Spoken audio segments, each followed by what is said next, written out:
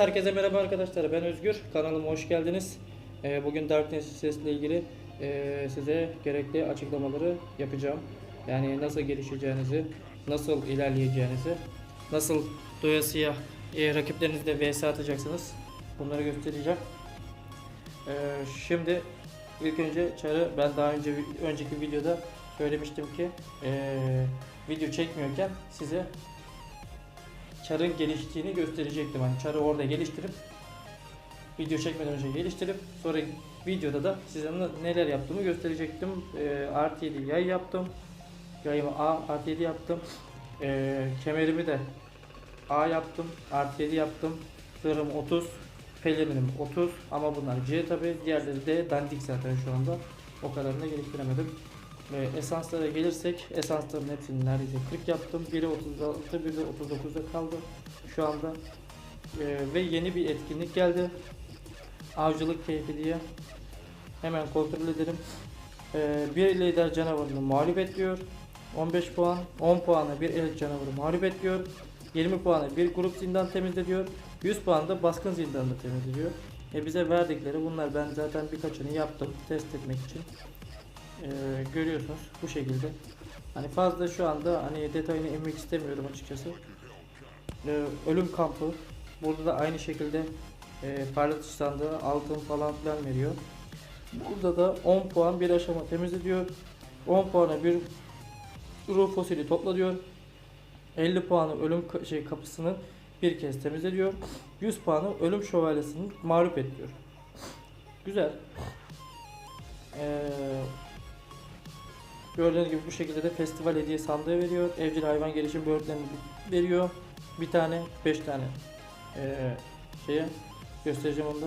Evcil hayvan gelişim böğürtlerini sandığı 10 tane veriyor 50 taneye.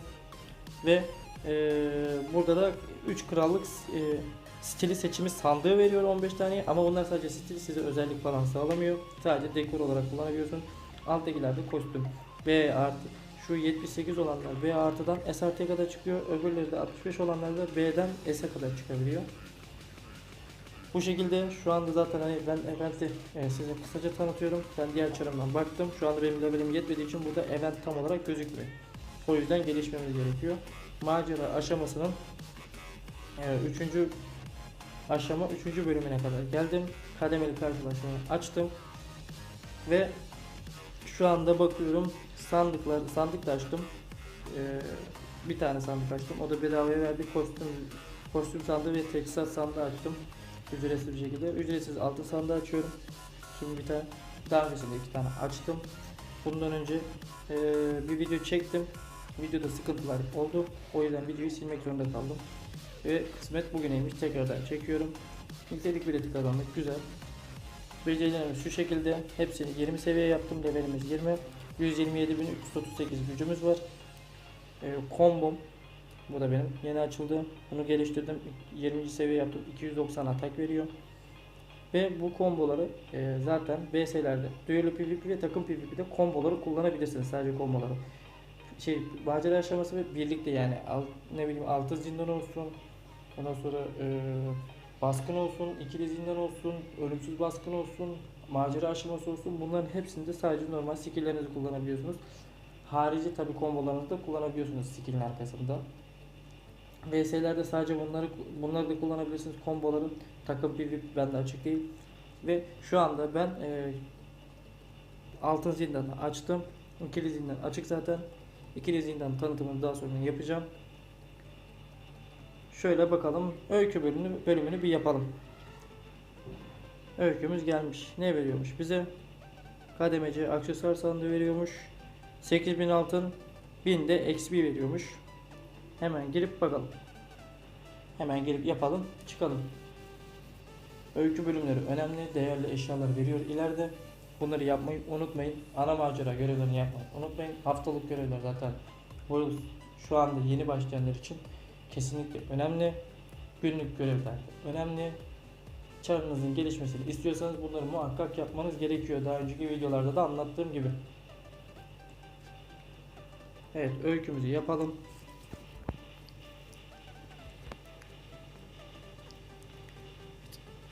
Yapalım öykümüzü. Öykümüzden de kurtulalım. Ne kadar çarınızı geliştirirseniz o kadar iyi, o kadar daha çok keyif almaya başlarsınız. Öyle söyleyeyim. Hani çarı geliştirmeyip de sadece böyle takılma amacıyla giriyorsanız bence bu oyun size göre değil. Ben size söyleyeyim. Hani farklı oyunlara kendinizi adayın derim. Bu oyuna kendinizi adamayın.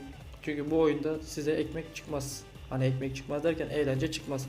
Eğer bu oyunu gerçekten savaş oyununa böyle bu tip oyunlara merakınız varsa kesinlikle oynamanızı tavsiye ederim. Gelişmenizi tavsiye ederim. Gerçekten ilerleyen zamanlarda çok ciddi anlamda eğlendiriyor. Yani benim diğer çarımdan ben acayip şekilde eğleniyorum. Ama eğer sadece öyle bir geleyim bakayım çıkayım hesabı yapıyorsanız size göre değil. Bu tip oyunları sevmiyorsanız size göre değil. Hiç girişmeyin bu işe derim.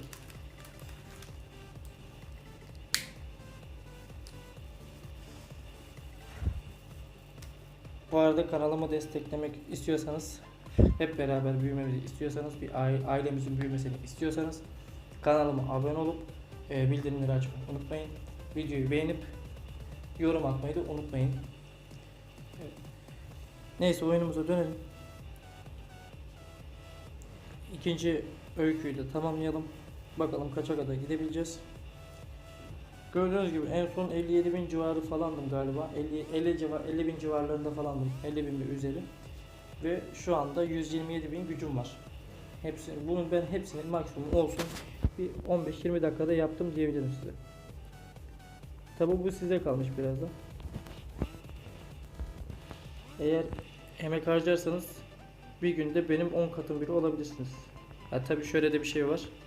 Eğer hızlı gelişmek istiyorsanız para da yatırabilirsiniz. Ama para yatırmadan gelişmek istiyorsanız, zevkini çıkartmak istiyorsanız, o kadar zorluğa katlanıp da ondan sonra tadını çıkartmak istiyorsanız bence en iyisi kendi emeğinizle, kendi çabanızla yaptığınız bir hesap olacak.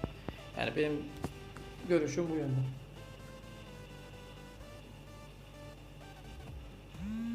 Evet, ikinci öykümüzü de tamamladık. Gördüğünüz gibi 3 tane puan ve etkinlik şeyimizi aldık.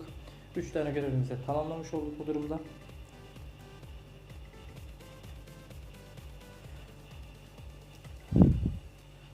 Bence bu oyun bir dünya ilki diyebilirim yani. Bundan önce bu oyun zaten Dark Avenger mıydı? Avenger mıydı? Tam olarak çeviremiyorum. O şekildeydi. Şu anda Darkness Resist diye karşımıza çıktı. Dark Avenger'da oynadım. O daha eğlenceliydi tabii ama. Neyse öykümüzü yapalım. Öykü bölümümüzü bitirelim. Ondan sonra altın zindanını tanıtayım. İkili zindanı tanıtayım. Ondan sonra bir kere de kademeli karşılaşmaya girelim. Gerekli açıklamaları yapayım. Bu videomuz biraz kısa olacak. Bir 2-3 gündür video çekemiyorum. Çarı geliştiremiyorum zaten adam gibi. İşlerimden dolayı. Ama en kısa zamanda her gün video gelecek. Çarımızın geliştiğini göreceğiz. Hep birlikte beraber gelişeceğiz arkadaşlar. İnşallah gelişimde benim de bir faydam olur size. Yani siz ne kadar gelişirseniz ben o kadar mutlu olurum. Siz ne kadar keyif alırsanız oyundan ben bir o kadar mutlu olurum. Sizin aldığınız keyfi siz keyif alın diye ben burada sizin için uğraşıyorum açıkçası. Hani benim amacım diğer YouTuber'lar gibi emin olun para falan değil. Bu YouTube'un bir cilvesi, öyle söyleyeyim size. Ufak bir ayrıntısı. Tabii biz hani oyun videosu çekenler genelde fazla para kazanmıyor zaten. Ben sırf bildiklerimi başkalarına aktarıp ve onların da bu bildiklerinden faydalanmasını istediğim için YouTube'a video çekiyorum. Böyle bir bölümümüz bitti. Başka bir amacım yok. Kanalımın gelişmesini istiyorum. Ben kendimi bildim bileli hani YouTube hayatına girdim. Hep bir video çekip bir kanalım olsun, bir kitlem olsun, bana sorular sorulsun falan istemişimdir. Kısmet bu zamanaymış. Hayırlısı olsun diyelim. Ne yapacağız? Evet, size altın zindanını tanıtayım. Altın zindanı birinci aşaması 30.000 altın verir, ikinci aşaması 75.000 altın verir.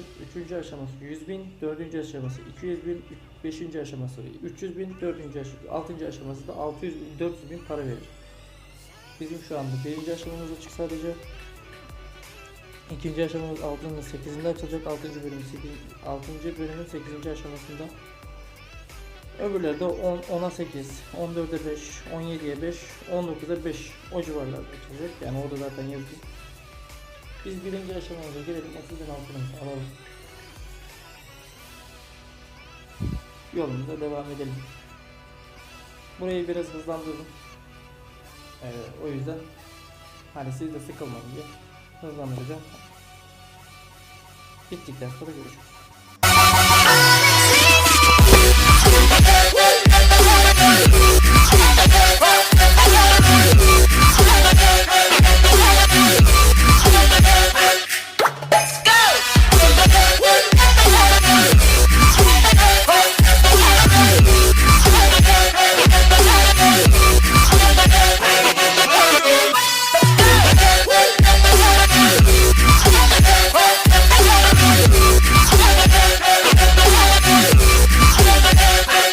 Evet, bitti ve 30.000 43 altınımızı aldık.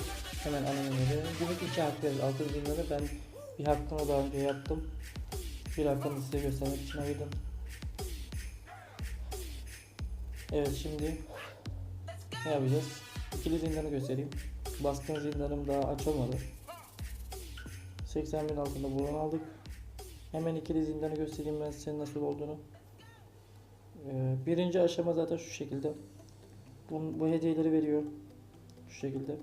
Bunların hepsini tamamladıktan sonra size 100 tane elmas veriyor. Bunlar zaten bu şekilde kademe C zırh sandığı, kademe C silah sandığı veriyor. 2 tane CP sandığı veriyor. Buradaki görevleri yapınca. Hepsi genelde aynı. Sadece olanakları artıyor. Şu şekilde 15 tane CP sandığı veriyor. 50.000 altın veriyor. 600 tane elmas veriyor. Bu şekilde kademe B A zırh veriyor. Pelerin sandığı veriyor. CP sandığı 5 tane veriyor. 30.000 altın veriyor. Yani şu aşamayı temizlediğinizde 160.000 altın almış oluyorsunuz. Her bir aşama 100 altın artıyor. Mesela 6. aşamanın 4. bölümünü temizlediğimde burası açılacak. 2. aşama. Ben hemen size kısa bir şekilde göstereyim ikili zindana. Normalde 2 kişi katılabiliyorsunuz ama yani şu anda gücüm buraya yettiği için tek başıma da katılabiliyorum. Gücünüz yetiyorsa tek başınıza katılmanızı da tavsiye ederim. Çünkü ne kadar çok slot ölürseniz o kadar çok oradaki görevleri bitirirsiniz. Haftalık görevinde o şekilde hızlıca bitirmiş olabilirsiniz. Ben yarım otomatikte oynamayı tercih ediyorum. Bırakıyorum, kendi kendine şey yapıyor. Buradaki bonusları da yapmayı unutmayın. 4 tane slot öldürüyor mesela beceriyle. Mesela şu şekilde de yapabilirsiniz. Bu da bir beceriye geliyor. Bu da bir tane sayıyor. Ve ikincisi. Bu şekilde oradaki şeyi bitirebiliyorsunuz. Evet, hedef tamamlandı. İkinciye geçiyoruz şimdi. %50 CP ile bitirmemiz gerekiyormuş. En az. Bu da tamam. Üçüncü, merkez portalı koruyor. Yani ortada bir portal çıkıyor, onu korumaya çalışıyorsunuz. 6 canı var. O 6 canını korumaya çalışıyorsunuz. Kesinlikle onu kırdırtmamaya çalışıyorsunuz.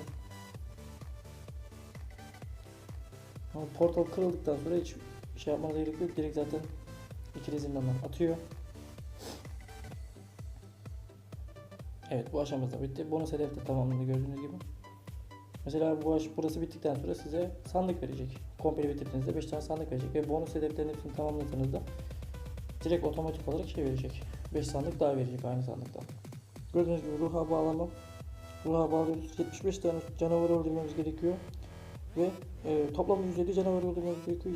75'ini öldürdükten sonra 100 elmas alıyoruz. Hani bir de silah ele geçir var. Onu da yapıyoruz 75 tane. 75 slot öldürmeye çalışıyoruz ele geçirdiğimiz silahla. Ondan sonra 75.000 altın, 75.000 altın demişim. 100 elmas alıyoruz. Portalları yok ediyoruz burada da. Demek ki portalların 3 tanesi. Onları yok ediyoruz. Evet, portalımızı yok edelim. Çünkü 30 saniyede yok etmemiz gerekiyormuş. 2 tane portalı. Tabi aşama geçtikten sonra, aşama arttıktan sonra, yani birinci aşama değil, ikinci, üçüncü aşama olduğunda görevler daha da zorlaşıyor. Evet, gördüğünüz gibi aşamamızı temizledik.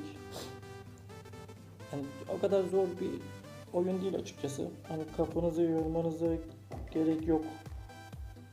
Hani girdiğiniz zaman zaten anlıyorsunuz oyunun nasıl bir şey olduğunu. CP sağlamada şeyimizi alalım. Şurada hemen göstereyim ben size. Gördüğünüz gibi 24 tane soğut öldürmüşüm. Gördünüz mü? Bu kadar. Şimdi ben hemen size kademeli karşılaşmayı da göstereyim. Kademeli karşılaşma. Mesela 174.343 gücü var. Benden fazla. Ben bu rakiple kapışacağım. Neden? Burada aşağı kademeyi düşürmeye çalışıyoruz. Benim kademem 3.660 iken, 606 iken adamın kademesi, yani birinci sıradaki rakibin kademesi 3.246. Mesela ben bu rakibi öldürdüğümde onun kademesi bana gelecek, benim kademem ona gelecek. En iyi 72.89'daymışım zaten. Kesinlikle birinci sıradaki girmeye çalışın. Yani şu gösterdiğim gibi bu rakibe girmeye çalışın. Hani bu birinci sıradakine girmeye çalışın. Çünkü kademesi ne kadar düşük, en düşük birinci sıradaki olur. Şu en sondaki büyücü olan, şapkalı olan, benden daha yüksek kademesi var gördüğünüz gibi. O güçsüz değil ama hani şöyle kademesi yüksek. Benden yüksek olduğu için onunla vs atmama gerekiyor. Çünkü bana hiçbir şey kazandırmayacak, kaybetsem de kazansam da. Bu rakiple ben birinci rakiple vs attığımda, eğer kaybedersem bile kademem 3.606'da kalacak ama kazanırsam onun kademesi bana gelecek. Hemen girip göstereyim. Yani benden fazla gücü var. Yenme ihtimali var. Ama kademeli karşılaşmadaki insanlar hani oyun içindeki bot olduğu için, hani bot derken şu şekilde, karakter bir insanın, online bir insanın açtığı bir karakter ama oyun içi olsa da olmasa da o vs'yi siz makineyle atıyorsunuz. Normalde online bir insanın açtığı bir şey o. Mesela gördüğünüz gibi bana vuruyor ve benim canım nasıl yeniyor görüyorsunuz. Bakın şimdi kalkan kullanacağım. Kalkan direkt karşı atağa geçiyor. Eğer kalkanı zamanında kullanırsanız karşı atağa geçip rakibin canını da indirebilir. Gördüğünüz gibi. Adam beni öldürecek neredeyse. Bir tane daha dokunsa öleceğim.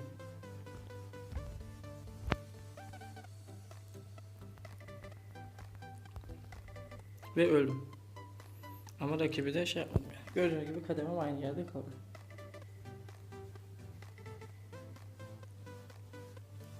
Size birkaç bir şeyden de bahsedeceğim. Şu şeye bir yapalım. Menüye bir gidelim. Kademeli karşılaşma menüsüne.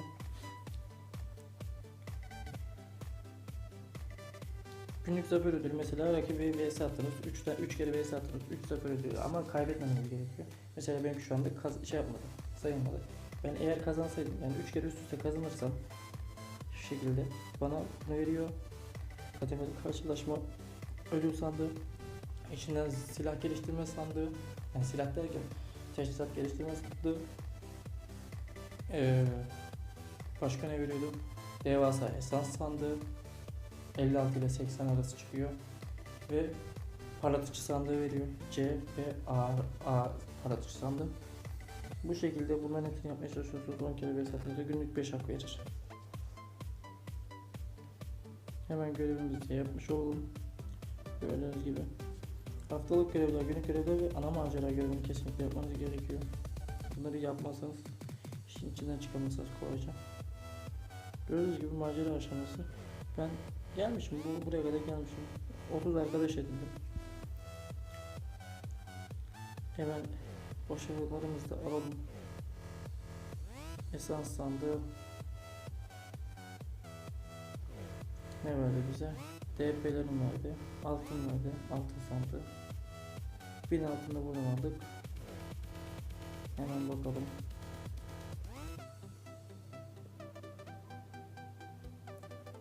Kara büyü kitabında nelerimiz varmış? D.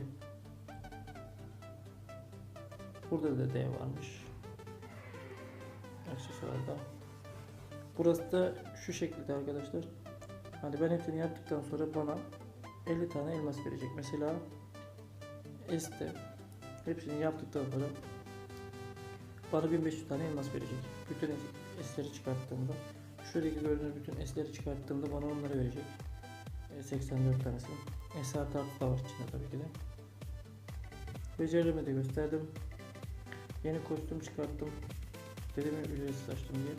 Şu şekilde şu çıktı ve kostüm dekoru çıktı. Bu şekilde gözüküyor. Karakterin yeni yay çıkarttım. Bunun 5.4 kritiği var. Bunun 6 kritiği var. Bunu kullanmam gerekiyor normalde. Ama ben şu anda bunu kullanmak üzereyim çünkü bu artı 7. Envanterimde bu şekilde.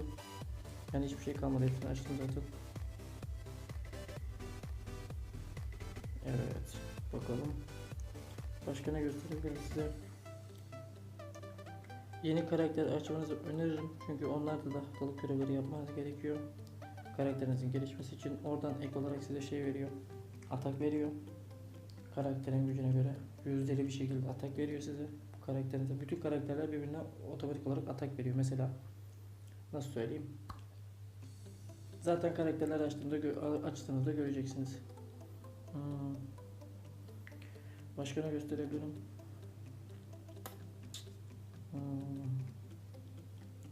Mesela ifadeleri göstereyim ben size. Şu şekilde benim diğer okçumda B'den şuraya kadar, komple aşağı kadar A'lar hariç hepsi var. Mesela bu var. Bu var.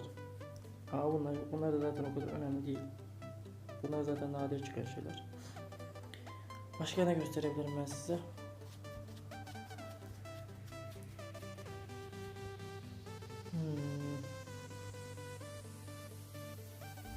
VS'yi gösterdim. Şöyle gösterdim. Bu arada en güçlü karakterlerden biri, emin olun ki okçu. Atağı çok yüksek. Çok fazla yüksek. Aşırı derecede yüksek. Level kasmaya çalışmayın. İtemlerinizi yani karakterinizi geliştirmeye yoğunlaşın. Bütün itemlerinizi S artı yapmaya çalışın ve hepsinin aynı olmasına özen gösterin. Mesela diyelim ki bu bir S. Elit tabur mesela. Elit aynı şekilde bunun zırhı olacak. Elit tabur zırhı. Elit tabur miğferi. Elit tabur pelerini ve elit tabur kemeri olacak. Kolyeler mesela demir muhafız kolyesi, demir muhafız bilekliği, yüzüğü, demir muhafız tılsımı ve demir muhafız küpesi. Hepsini aldığınızda mesela şöyle göstereyim. Sav sersemletme iyileşmesi, saldırı değeri, yani saldırı, kritik hasar ve savunma savden. Yani buradaki bonusların hepsini veriyor. Eğer PvP ise mesela PvP eğil tavır yayıysa hepsinin aynı şekilde PvP olması lazım. Yoksa aynı şeyleri alamazsınız, yani oradaki özellikleri alamazsınız. Mücevher zaten dediğim gibi hani şuradaki görüyorsunuz. Mesela mücevher bendeki bu sersemletme ilişkisi. Halbuki bunu da takabilirdim ama mesela bir saniye. Mesela buna takayım ben bunu. En azından biraz daha tabii. Mesela 128.878 oldu hata. Gücüm yani. Mücevherler bu şekilde. Aksesuarlarım bu şekilde. Parçalarım yani bunlarda bu parçalardan 100 tane olduğu zaman bana PvP koruyucu paltosu verecek. Yapmaya çalışıyorum. Şeyler. Hızlı bir şekilde gelişemiyorum. Neden gelişemiyorum? Çünkü hani işlerimden dolayı dediğim gibi sıkıntılar çıktı. Onlarla uğraştım. O yüzden fazla karaktere özen gösteremedim. Ama bu saatten sonra inşallah Allah bir keder vermezse karakteri geliştirmeye yoğunlaşacağım. Bir dahaki sefer karşınıza çıktığımda 350.000-400.000 güce falan ulaşmış olur. Size neler yaptığımı da tek tek anlatacağım. Şu anda fazla bir şey yapamadığım için fazla bir şey anlatamıyorum. Merak ettiğiniz bir şey olursa, oyuna başladım abi veya kardeşim şunu yapsam karakterim güçlenir mi veya ne bileyim işte ne yapsam karakterim daha çabuk gelişir, nerelere geleyim, nasıl yapayım, ne yapayım, hani herhangi bir sorunuz olursa, oyunla ilgili bilgi almak isterseniz Instagram hesabım, Twitter hesabım, Facebook hesabım ve videonun altına yorum atarak bana ulaşabilirsiniz. Oradan ben size cevapları veririm. Gerekli cevapları bildiğim kadarıyla, ki oyunun şu anda kurduğu gibi bir şey. Gerekli cevapları ben size veririm.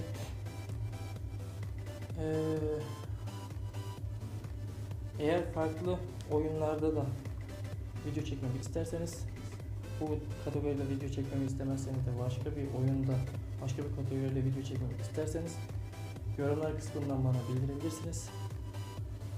Instagram'dan, Facebook'tan, Twitter'dan, işte her neyse oralardan bana bildirebilirsiniz. Kesinlikle geri dönüş yaparım. Biz bir aileyiz. Siz benim kardeşlerimsiniz, abilerimsiniz, ablalarımsınız. Teşekkür ediyorum. Videom bu kadardı. Elimden geldiğince anlatmaya çalışıyorum. Elimden geldiğince videolarımı düzgün çekmeye çalışıyorum. Arada aksaklıklar oluyor videoda, mesela cızırtı gibi. Onu hala çözemedim, çözmeye çalışıyorum. Elimden geldiğince düzeltiyorum. Ve benim bir bilgisayarım yok. Telefondan oynayıp, telefondan video çekip, telefondan editliyorum. Elimden geldiğince yapmaya çalışıyorum. Anlayış gösterdiğiniz için teşekkür ediyorum, ki anlayış gösterirseniz inşallah göstereceğinizi umuyorum. Hepinize teşekkür ediyorum. Kanalıma destek olmak isterseniz videomu beğenip abone olabilirsiniz. Bildirimleri açabilirsiniz. Yorum atabilirsiniz. Bunları yapmayı unutmayın. Hepinizi seviyorum. Teşekkür ederim. Görüşmek üzere. Kalın sağlıcakla.